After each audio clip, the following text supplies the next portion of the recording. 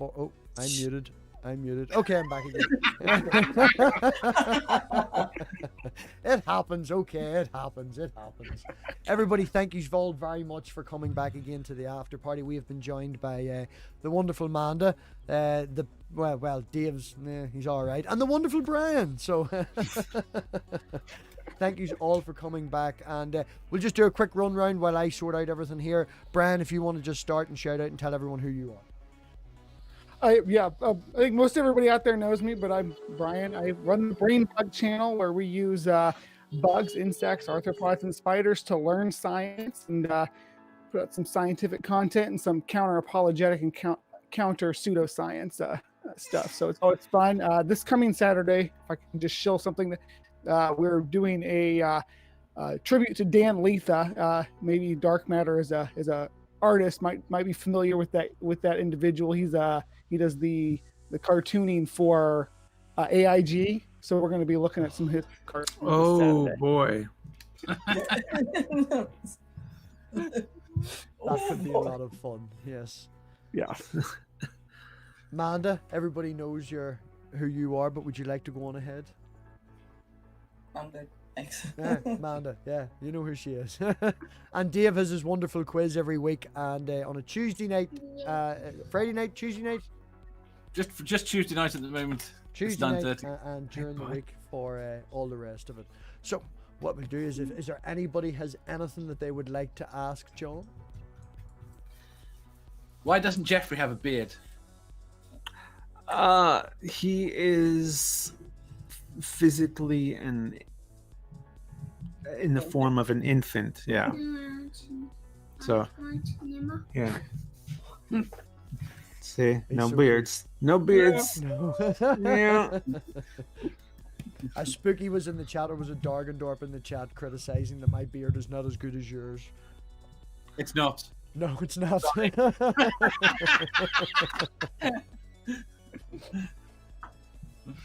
Yeah, nor is mine. So I'll be in the club with you, Robbie. We'll have second-rate beards. Need to work on mine. I lost what was up top, so I'm just jealous of my boy here. He's got the good hair. Look at this. Look at that. So did you when you were that age. Like you guys represent the hair color. Have you told him he's going to lose it? Yeah. He probably won't, since he gets. I think the hair comes from the mother's side, right? Oh, that's right. And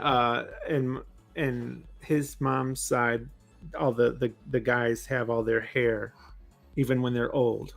So he's gonna be lucky, I think. My side, they all went bald when we all go bald when we're like 12. So yeah, your words to me were, I haven't had hair this century. So. Yeah, that's actually true. Sadly enough. It works for you. Hey, no, get that out of your mouth. What, other than the Power Corrupt series, which one is your favorite? And I know how much you love the favorite question, so putting you on the spot here. On my videos, I like the one called I always forget what I title everything. The Real Insult. I think it's called The Real Insult. Sounds familiar. Which one was that about? Yeah, most people remember what they're about over the name. The Greater Insult. I'm sorry. Oh, okay.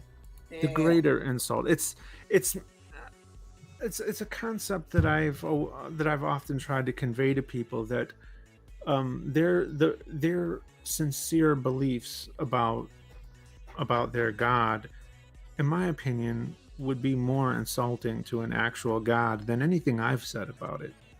Mm-hmm. That they would necessarily have to believe that God is this petty, prejudiced creature.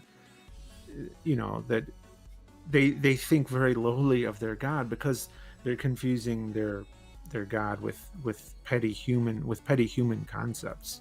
You know, this it was basically ancient tribalism that shaped their God, and they are you know, putting that on a pedestal. And I think that that's the greater insult to God than anything I do. Yeah. In that video, God's all right with the atheist. You know, what's so insulting about being wrong? You know, someone didn't think you exist. Well, no, actually you do exist. Well, is that insulting? No. Oh, look, here I am. I exist. It's all right. Well, oh, okay. I stand corrected. Is that insulting? No. Well, here's this other person who did think you existed, but also thought that you send people to be tortured, you know, for not believing that, or you think you did all these terrible things in this book. I mean, that would be pretty insulting. No, that's the to one. me. There's 3 of them, and they're on like a distant planet. They've all died, right? Is that the one I'm thinking about? And they're speaking with God about, you know, what they've done, and he's telling them, he's, you know, going down the list of what they've done and how they've offended him, and he gets down to the atheist. I'm thinking he's going to fuck him off, and I'm right. Yeah. Right? Yeah. There's a Christian, a Muslim, and an atheist. Mhm. Sounds like the beginning of a joke, but I also find it very funny, your character for Muhammad.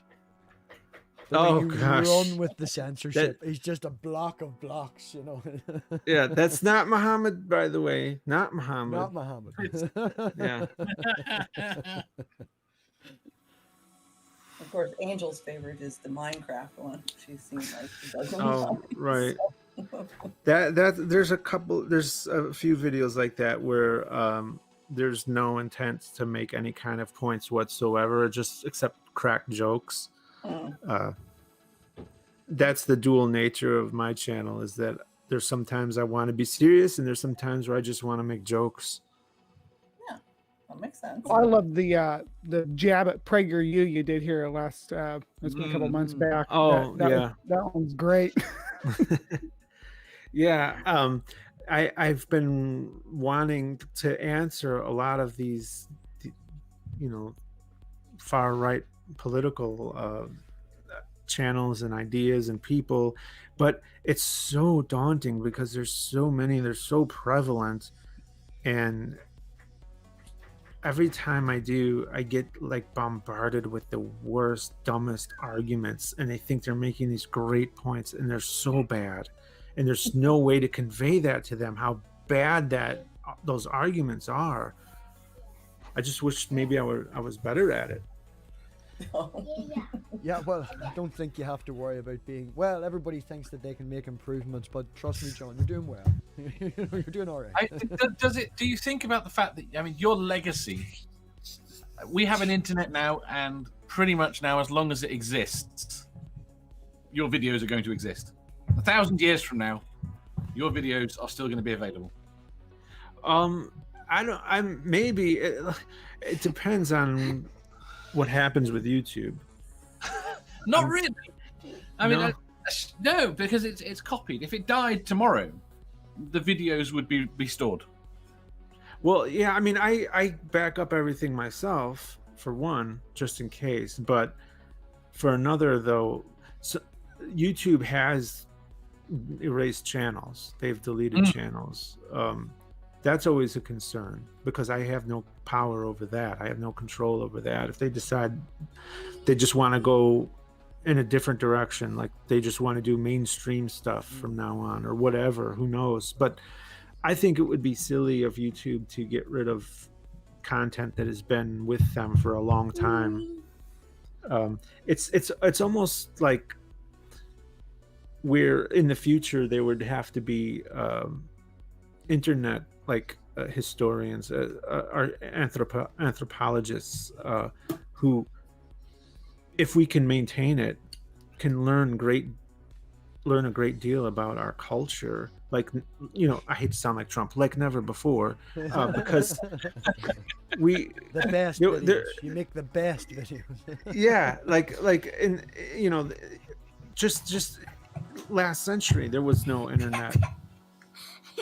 There was no internet last century. although we could get into the minds of people a little better than the centuries before that, because we had radio and TV, but the farther back you go, the less of a feel you can get for the zeitgeist. What was going on, what were people thinking about, how were people reacting to things. The farther back you go, the more illiterate people are going to be, so you're going to get a very narrow view of society based on just who can write, and what the powers that be that shaped what they could write too, because things were way more authoritarian. But now think of next century and the century after, when they could have this record of just millions of hours of video and audio to go through, where they could know exactly how it was. Well, as you say, yes, looking back in history, it is very difficult for us. History's more of a probability game once you go back so far, but this last maybe 20, 30 years, if the internet survives and the information still survives, we're not going to need to dig this thing up or look at this and try and guess what they were doing. We can guess exactly what you were doing at this time of night, because there's a recording of it. Right. Get that out of your mouth. Come on. One of the things that, although I will say that I have more confidence that they'll be able to discern fact from fiction long after the fact, when there's not certain motivations to believe certain things. Like nowadays, you can have people denying something that was on video, that actually happened, that people saw, and it's like people can just come out right now and totally say a completely different thing happened, and a lot of people will believe it. But we still have that. It's not like that's new. You've got the America's a good example. You've got "In God We Trust" on things that is now used as an argument for America being Christian. Yeah. Even though that's new, it's modern. We know we have the laws, it's all written down, it's documented, all this stuff happened. Fully documented, in detail, why they did it. Doesn't matter. Yep. It doesn't seem to matter to them. With the way technology has advanced with things like deep fakes or whatever the fuck they're called. Oh, sorry, little one. That also becomes part of an issue, because it's so much easier now to point something and say no, especially with the rhetoric that Trump has pushed for so long, that everything is subject to being considered fake in some form or another. And that was kind of unprecedented, that we all of a sudden find ourselves in a position where, now we can record and everything's documented and everybody's camera on them all the time, that people would just be faking that they were documenting something, as opposed to, just being able to have the truth right there all the time. Sorry, I was muted. First of all, don't worry about it, because I have headphones on. He can't hear what you're saying, so it's okay to swear. But It's okay. Yeah. Anyway.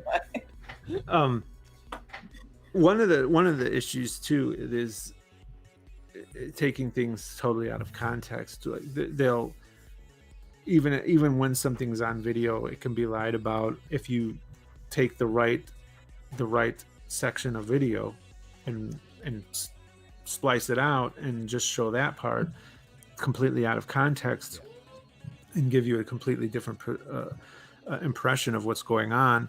It's just like, when those interviewers on the street go out and ask people basic questions that everyone knows, and they'll ask 100 people, and 5 of them will say some wacky stuff, and they'll only show those 5, and then you get the impression like the world's going to hell because everyone on the street is saying this wacky shit. It's totally misleading. But if enough people realize that these tactics exist, I think that would go a long way to combating them. Do you think that video media on the whole is going to disappear when, we'll call it face rig, but they're more advanced faking of videos? I mean, we've got someone in the community now called Nerdy Rodent who runs multiple AIs, and he can now reliably generate. If you can get someone to imitate the voice, he can now reliably generate a video with anyone in it. Yeah, Doing I've seen those. Right, including one of me saying that climate change does not exist. yes, he did. It sounded like him. It didn't sound like you. Right, but the point is, the video tech is there now, and finding someone to imitate a voice is relatively easy. Do you think that's going to lead to the prevalence of people not believing any video? You know, that it could. I mean, it could have an effect because before Photoshop, you know, photos were a big deal for providing evidence, and now you can fake things with Photoshop. Do you read XKCD? No. Oh Jesus, John. What? But there's a fantastic cartoon he's done. That's basically the prevalence of miracles prior to the 1980s, when Photoshop was invented, when we got cameras prevalent everywhere, up until the early 2000s when Photoshop was invented. So we had a 20-year gap where there were virtually no miracles. Yeah. It's documented. Brilliant. Anyway, sorry. I can't believe you don't read XKCD. I might know what you're talking about. I would just have to see it. You know, like there's a lot of things where I just don't know the names. Like I'm the same way about music. Like there's certain bands. Like I'm not good with band names and musician names, but I know the music. You know, so I might have seen what you're talking about. But I just sent it to you. You know, I know we've talked about politics a lot. You can come on my channel twice about this, but I had a question that was relevant to things that have been happening this week. The way that the way that Giuliani and whoever the fuck that one other woman is mounting their defense, they almost seem to be throwing it away. Yeah. Like they keep showing up in court with no evidence and anything whatsoever, but they keep extolling this as wins for themselves, because what they want to do is continue to appeal as quickly as possible to get it to the Supreme Court. Trump is under this illusion that he will win no matter what, considering he has 3 of his own judges on there. Do you think that is something that we need to be worried about, or do you think that other than what's his face, the new guy, drunk guy, can't remember his name, Kavanaugh, that suck Trump's dick, that they're going to decide, you know, to pull away from Trump and stick with the actual Constitution and the people, or is this something that we have to worry about? No, I'm not worried about it. Even if it did go to the Supreme Court, which would be insane. I mean, I would not. I mean, of course, there's going to be a little part of me that was like, oh, God, that's terrible. But I'm confident that it's not. I think Trump thinks of things as kind of like a mob boss where like people owe him favors and stuff. But judges need more to go on. They can't just, you know, rule blindly. They have to have actual reasons. They have to have legitimate evidence. See, I think that Trump is going through the motions, and he's trying to convince electors. He's trying to convince canvassers to not certify states. That's what he's trying to do now. That's what he tried to do with Michigan. But fortunately, if you haven't heard, Michigan certified today. So yeah, he's Georgia certified. That was a swing state. Michigan certified. He has no route there now. I think Pennsylvania is supposed to do theirs tomorrow. And then the other ones were Arizona, Nevada, Minnesota. Once those are gone, then he's done. I mean, he's already done, but realistically, he's done. But like the Trump effect, where he's able to pull off these insane things that people just, you know, wrote off, because I mean, who's going to do that? Well, you know, Trump was going to do it. That's who. But these insane things that he tries to pull, they're just, the doors keep closing on him. The hallway's getting narrower and narrower, and he has fewer places to go. So the fact that he's dragged it out this far is amazing to me. You know, something I read today was that part of the GOP strategy was to just let him kind of tantrum this out like a child to get it out of his system, and then he would move on instead of actually having to, you know, stand up to him. I don't. How do you think that? Did they even think that would work? And what do you think would be the end result of that? That looks like McConnell, really, because McConnell kind of stood up for him a bit, and I don't think McConnell takes what Trump is doing seriously, but I also think that in the back of their minds they don't want to attract the ire of Trump supporters. That's going to be a significant part of their bases as well, which they don't want to lose. So they don't want to rock the Trump boat. So they There's just 70 million of them. Yeah. So they're just going to try to stay off on the sideline, let Trump do his thing. And they're already getting a lot of shit from Trump supporters who are like, why aren't you fighting for Trump? Like, just standing on the sideline is looking like it's not enough. No, it's not. And I think that's what they were hoping, that it would be enough for them to just kind of stay out of it.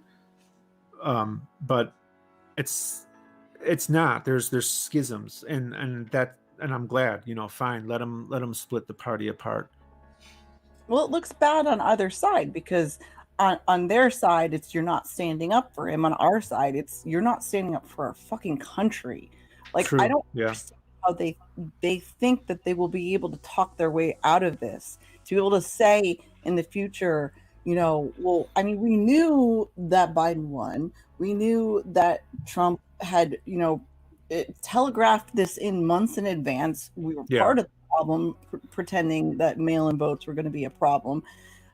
Yet we just stood there and let him not only rip our country apart, but do exactly what fucking Putin wanted, which was to, you know, throw a wrench in our democratic system, to be able to say the American public does not trust the way that we elect our politicians, our government at all. And I think the fact that he doesn't see that, let alone that nobody has pointed this out to him, that this is exactly what Putin wanted, it's kind of heartbreaking.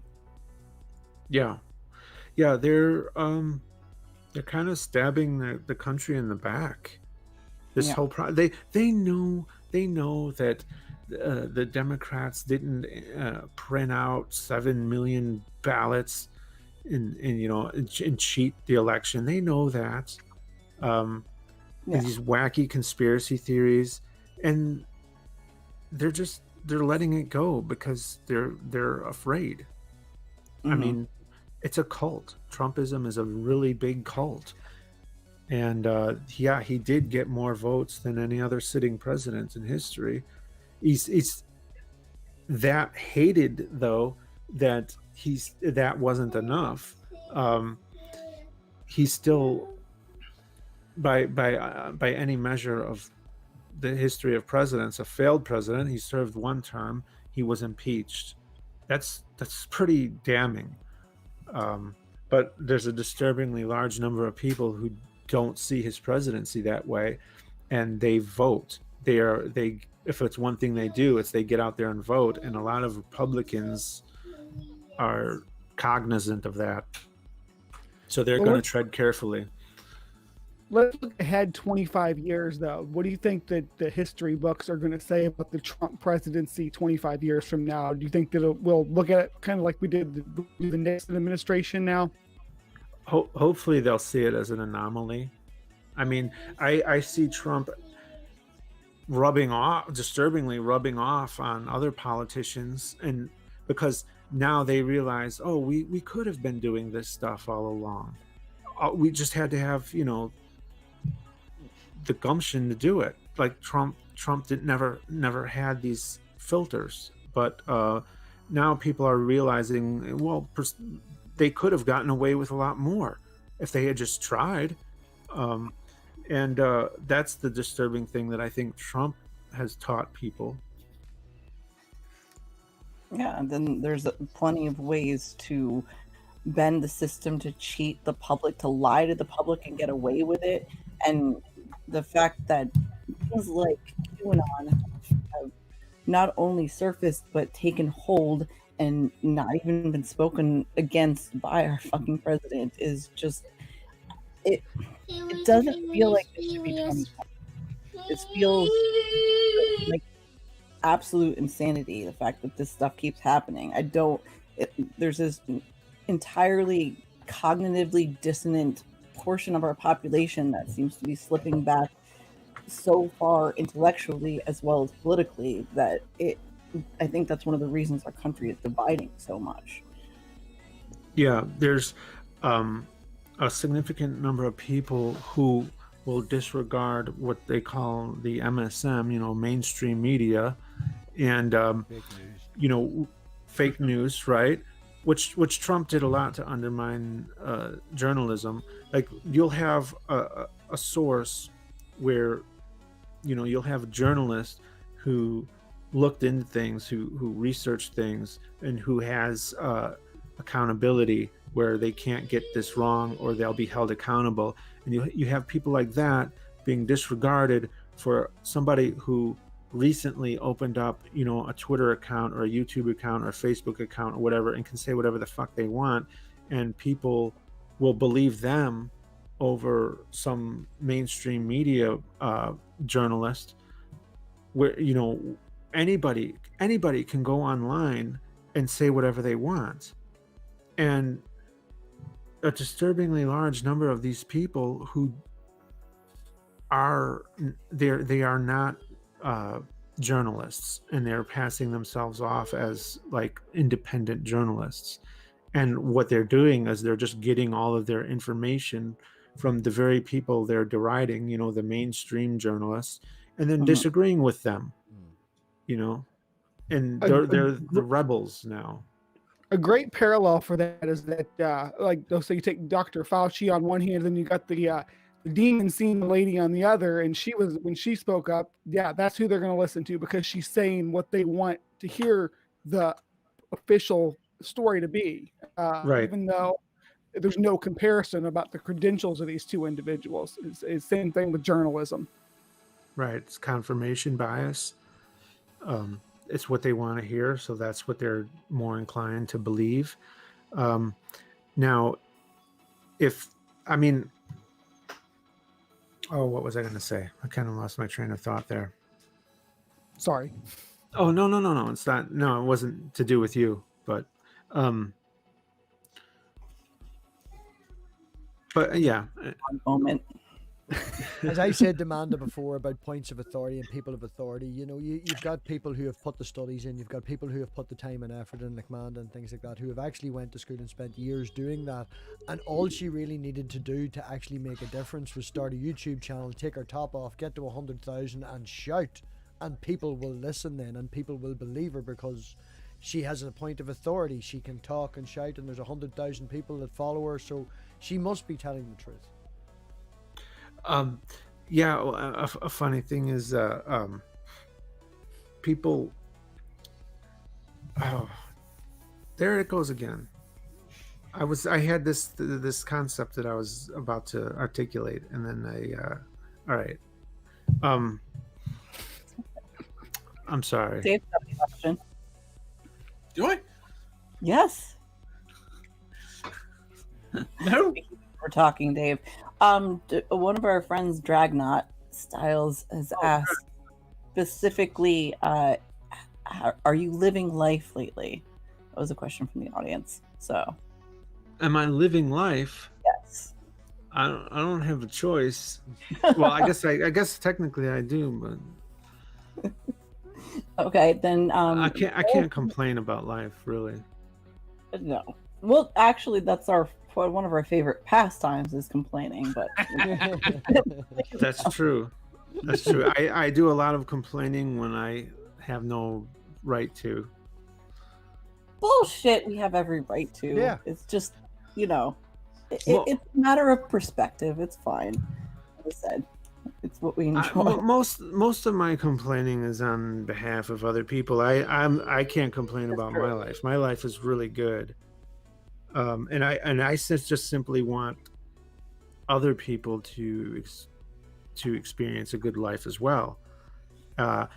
My son, who is very autistic and needs a lot of help, I worry about his future because of the direction I see the world going. I see people indulging in performative cruelty, and that disturbs me. Like, I don't want to leave him a shitty world. I want to leave him a world that's compassionate and won't see him as an opportunity, to make fun of or belittle or take advantage of. Have you thought about leaving the country? Yeah. Yeah, I have. Well, I think regardless of how much both of us may complain, a huge percentage of it is just about how unfair we see the world. And even though, logically we know that there's never going to be a fair world, it's still something that we strive for. And it hurts to watch people be disenfranchised, to watch people be put down, whatever it is, wherever it is, it just is. Yeah. So. It's easy to succumb to the nirvana fallacy, right? Where, oh no, it can't. You want this utopia, or it can't be perfect, or whatever. But yeah, we know that, but it can be better. Yeah, and that's all we want. That's the unattainable goal, but always striving toward it. I mean, we're going to be better off years from now if we keep striving toward it than we are right now. I think the problem is you go the other way if you don't. Mm-hmm. So people are exploiting. There are always going to be people that are trying to exploit. So if you aren't trying for something better, they are still trying to exploit. And so I think you will always end up in a point where if people stop trying to make things better, things are going to get worse. Yeah. So if there's no utopia, there is still a point in trying to make things better. Yeah.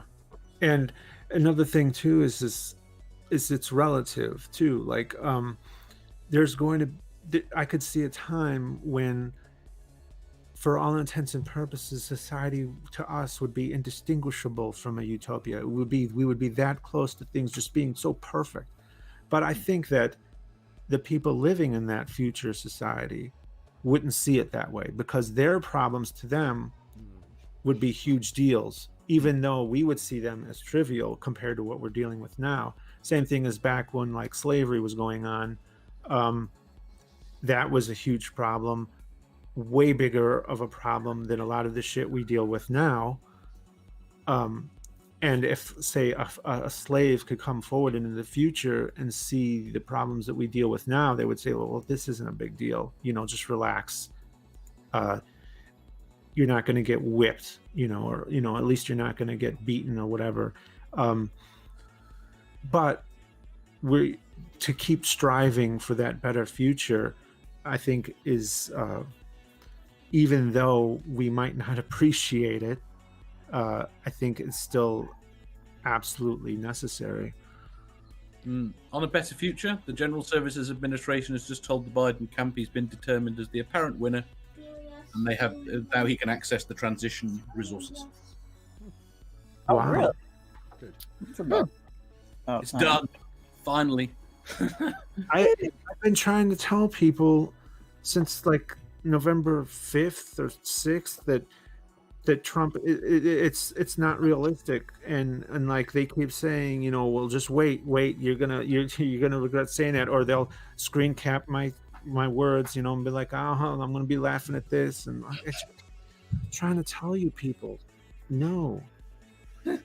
I think part of the problem, at least like with all the fear and worry that I've brought to you isn't about the fact that I think that Trump's going to take over, even though there's going to be a civil war. I think in terms of the precedents that he's set that are going to affect our country for many years to come, and not only that, but allowing our children, that have grown up in the past 4 years to have seen this as normal.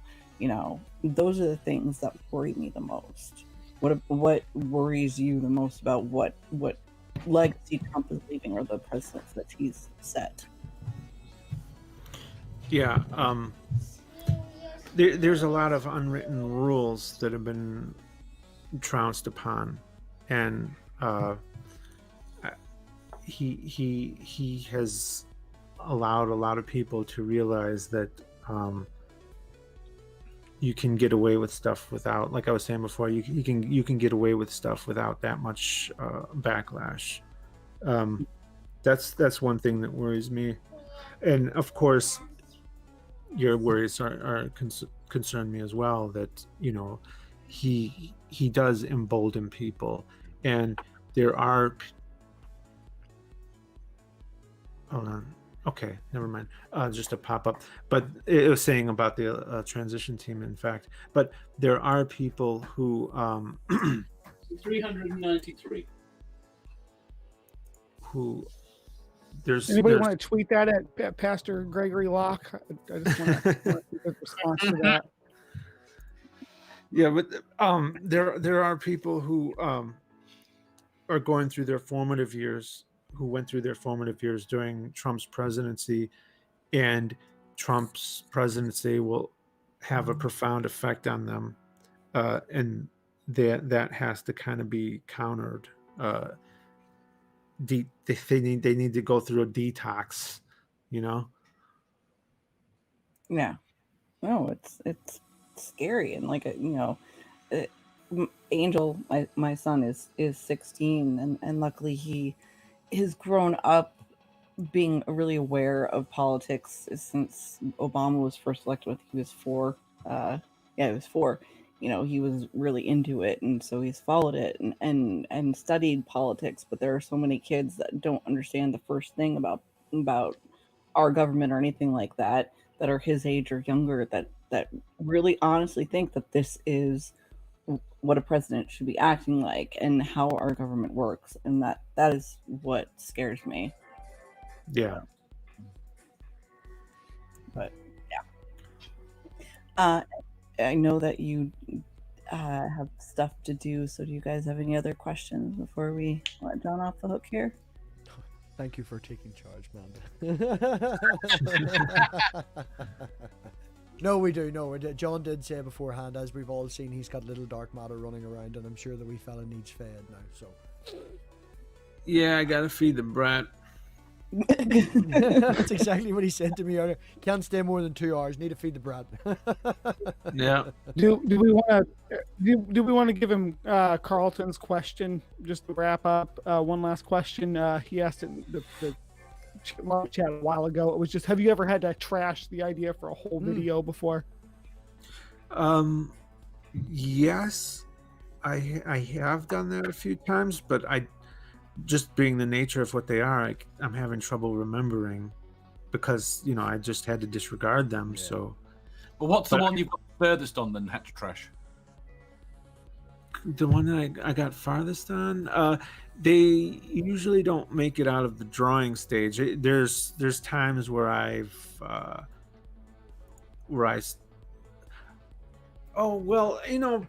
used to do it differently, where I would record my voice first, because the audio had to steer the direction of the animation. You have to have audio in order to animate, but if I couldn't pull the audio off, then I'd have to stop there. So I wouldn't get too far in those early videos where it just didn't sound right. I wasn't nailing it, with the audio, the jokes, the tone, and all that stuff. Have you ever tried sitting in your closet to do it? Well, that's the technical thing. I know. with the echoes. But like there's been times where I just if it sounds good, if it sounds funny, it almost doesn't matter what's being animated with it. But you have to try to, you know, enhance it with the animation. But if it's bad audio, like, now I don't mean from a technical aspect, but I mean like if it's just not hitting with the jokes and stuff, then there's no amount of animation in the world that's gonna save it. The particularness of you, though, you did release in your Discord there the other day, you know, will we go with the soft light, will we go with the harsh light? And I'll tell you the truth, man, looking at it on my phone, I couldn't tell a fucking goddamn difference. Wouldn't have made no difference to me whatsoever. I did a compromise. I went halfway between the two. Go. No, you are very particular in how everything sounds. That surprises me that you ever. The fact that you do sometimes tape that have, you know, the people that contribute tape it separately and just send it to you, that surprises me considering how involved you are in it. But I used to do that. I don't do that anymore. Yeah, I used to do it that way, but I don't anymore because it was too much difference. It's best to hear how people are saying it and to interact with them, just like actors do in movies, you know, where they can play off of each other. Yeah, that makes sense, and they always sound great. And you're kind of the granddaddy of the atheist community since you've been around for so long. So yeah. Well, I plan on being around, as you know, for a long time, hopefully. Yeah, we hope that you are. I hope. Yeah, I think the plan was whenever you get bored, I think you mentioned on Manda's, whenever you get bored, you're going to release that you're a Christian and then make loads of money and retire. Yeah. It would be a good way to do it. People love their converts, and there's a long history of me being an atheist to prove I'm an atheist, although this conversation is kind of ruining my plans because people ruined it for them. Are going to know what I'm... But the point is they want to believe it, so they'll just say, "Oh, well, I said that at the time." Yeah. Well, it happened to me. Christ entered my heart. Hallelujah. Yeah, that's one of the things that Trump has taught us, is that even if something you're on video saying something, you could always just come up with an excuse for it. Yes. So, who are your influences on starting on YouTube? What did you say? Who were your influences when starting on YouTube? Oh, I started doing animations specifically because of Non-Stamp Collector. Because his were that bad. I had at the time I use different software now, but at the time I picked up some $50 software from Office Max where I could, you know, do more advanced animating, and I thought, well, I could do what Non-Stamp Collector does and just kind of like kick it up a notch and do more animating and stuff. His arguments were great, and I thought that, well, if I can make arguments at least that good, you know, I don't even consider a lot of my arguments to be as good as his, but if I could accompany it with, you know, better animation, and it might be able to attract more people, and that did work. I was right about that. But he definitely deserves more people than I do. It's just that you know, he never made it a central part of his life. It was always just a side thing, whereas I, you know, kind of made it a central part of my life. Yeah, your job. You tell a good story. Yeah. Which seems to be what matters to humans. Well, it's that combination of something to think about, intellect, and humor. You were telling me the other day is that, you know, injecting that humor into it is something that, you know, makes your channel what it is. And I think that is incredibly important, especially when trying to convey any sort of message or any thought whatsoever. You know, adding that kind of humor into it, it just helps it track better. So, Mm-hmm. but, no, appreciate and adore you. So I do, John. Yeah. If we can just, I'll repeat it again, John. The respect that you have earned in the community for the work and the effort that you put in, a month and a half goes into a video. You know, you make Manda sit in a fucking cupboard so you get the audio right. You know, there's an awful lot of effort that goes into it, and as much as we just see that 10-minute video, you know, and we walk away from it and go, "Fuck, that was good. Definitely thought about that. That was interesting."